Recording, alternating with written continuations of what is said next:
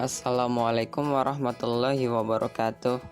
Kami dari kelompok 3, materi manajemen kelas dan pembelajaran akan menjelaskan tentang pengertian manajemen kelas, ruang lingkup manajemen kelas, pendekatan manajemen kelas, prinsip manajemen kelas, pengertian pembelajaran, tujuan manajemen pembelajaran, standar proses manajemen pembelajaran.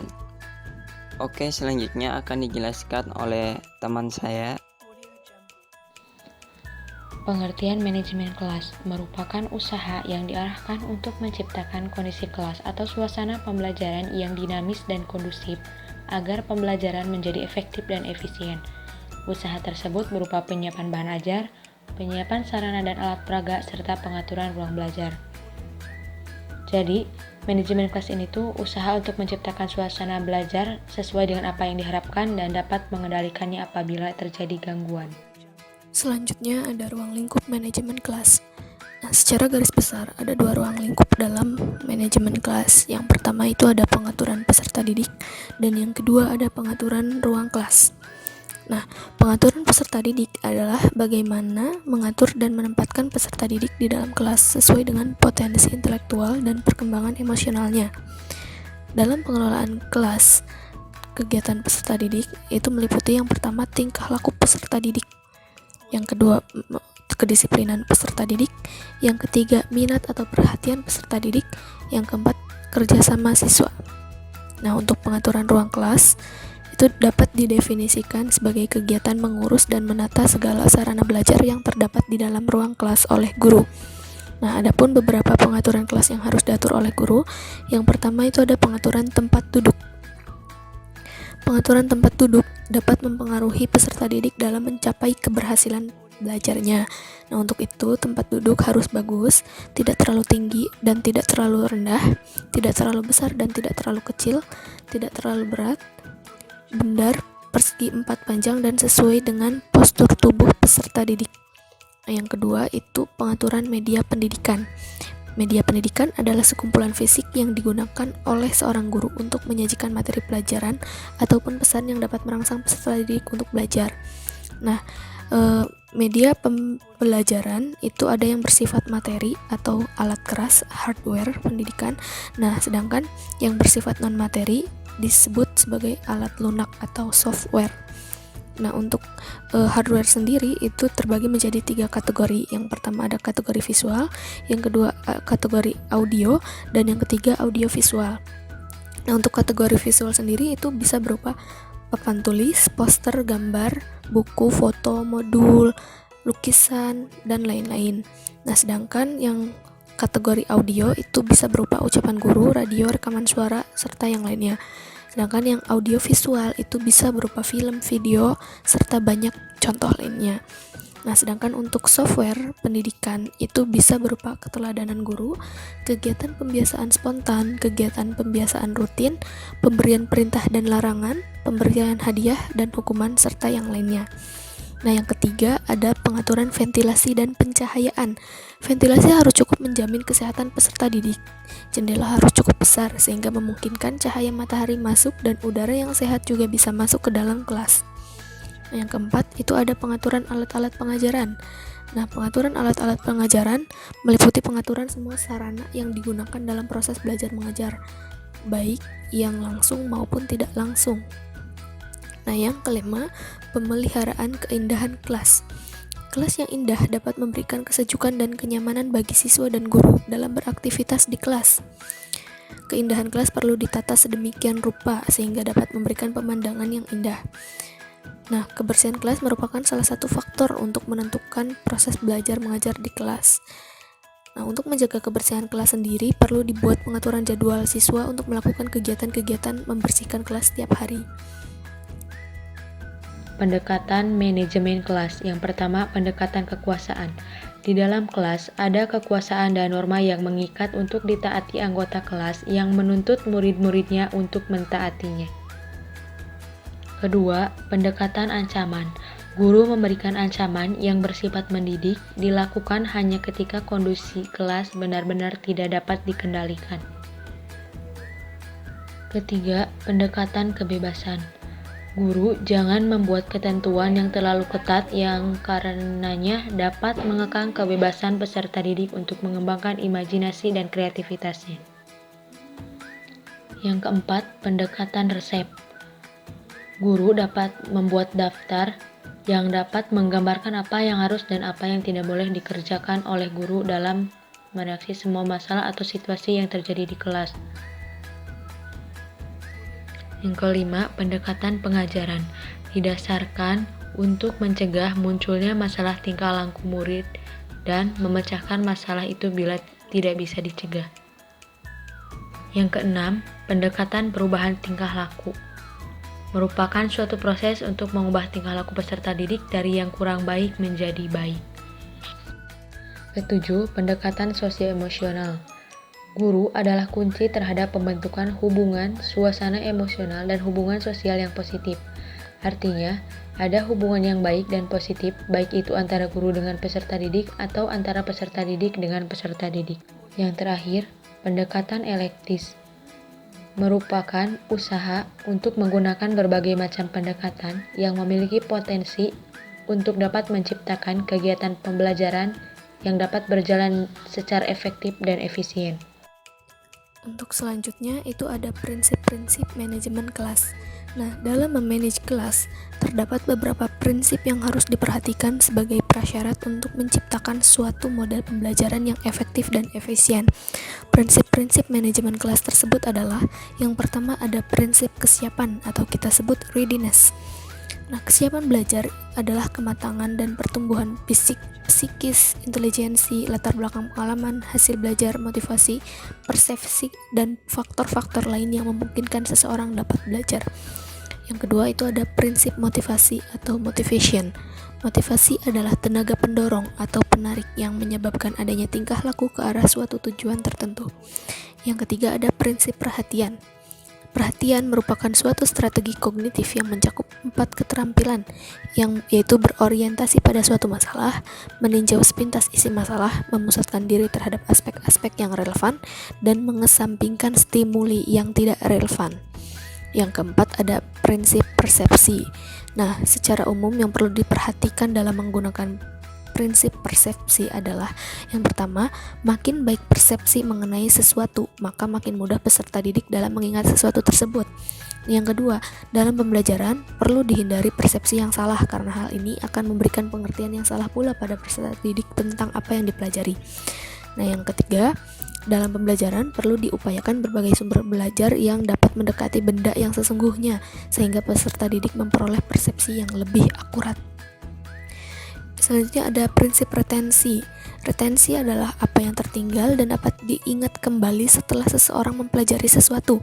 Dengan retensi, membuat apa yang dipelajari dapat bertahan atau tertinggal lebih lama dalam struktur kognitif dan dapat diingat kembali jika diperlukan. Yang keenam, ada prinsip transfer. Transfer merupakan suatu proses di mana sesuatu yang pernah dipelajari dapat memengaruhi proses dalam mempelajari sesuatu yang baru. Maksudnya adalah transfer berarti pengaitan pengetahuan yang sudah dipelajari dengan pengetahuan yang baru dipelajari. Pengertian manajemen pembelajaran. Di sini ada pengertian dalam arti luas dan dalam arti sempit.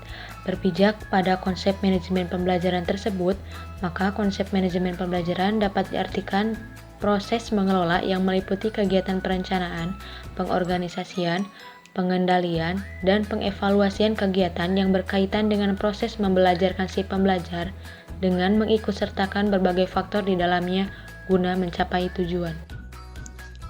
Tujuan pokok manajemen pembelajaran adalah untuk memperoleh teknik dan metode sebaik-baiknya sehingga sumber-sumber yang terdapat seperti tenaga, dana, fasilitas, materi maupun spiritual guna mencapai tujuan pembelajaran yang efisien dan efektif. Tujuan manajemen pendidikan erat kaitannya dengan tujuan pendidikan secara umum karena manajemen pendidikan hakikatnya merupakan alat untuk mencapai tujuan pendidikan secara optimal.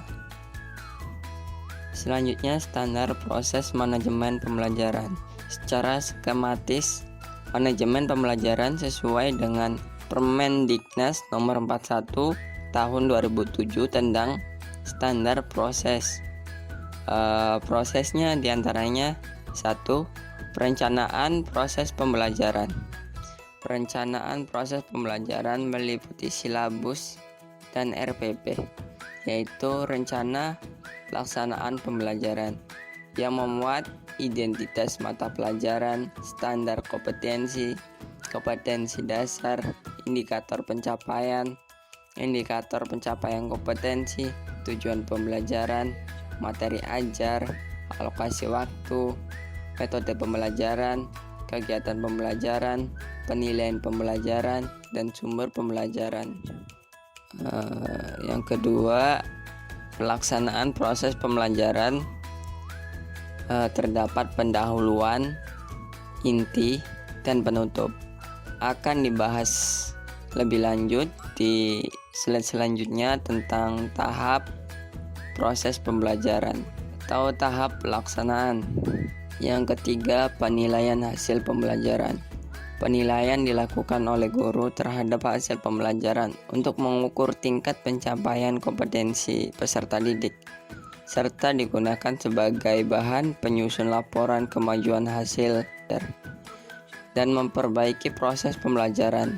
Penilaian dilakukan secara konsisten, sistematik, dan terprogram dengan menggunakan tes dan non-tes dalam bentuk tertulis maupun lisan. Pengamatan kinerja, pengukuran sikap, penilaian hasil karya berupa tugas, proyek atau produk, portofolio, dan penilaian diri. Yang terakhir, pengawasan proses pembelajaran. Pengawasan dilakukan pada tahap perencanaan, pelaksanaan, dan penilaian hasil pembelajaran.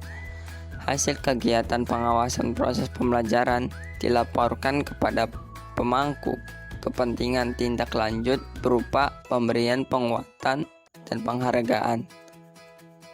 Yang selanjutnya, tahap pelaksanaan. Tahap pelaksanaan terbagi menjadi 3, yaitu pendahuluan, inti, dan penutup. Yang pertama, pendahuluan.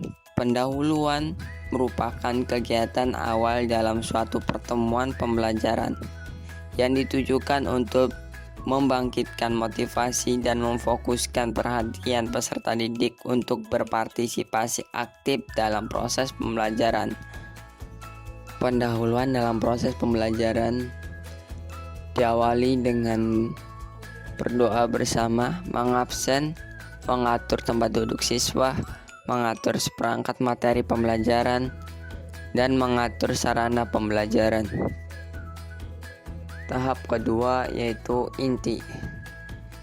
Inti menurut Han terbagi menjadi 5, yaitu review, overview, presentasi, overseas, dan summary. Yang pertama, review. Review merupakan bagian awal dari pelaksanaan pembelajaran. Pada tahap ini, guru dapat menggunakan waktu sekitar 5 menit untuk menjajaki kembali materi sebelumnya. Tahap ini bertujuan agar guru dapat mengetahui tingkat pengetahuan, kemampuan, dan pengalaman siswa. Dengan mengetahui kemampuan awal dan kriteria siswa, akan mempermudah guru dalam pencapaian materi pembelajaran. Yang kedua, overview, artinya gambaran ikhtisar. Pada tahap tersebut, guru menjelaskan tujuan, sasaran pembelajaran, termasuk manfaat dan kegiatan dari pembelajaran materi yang diajarkan oleh guru. Guru menyampaikan pembelajaran secara singkat dan strategis yang akan digunakan dalam proses pembelajaran.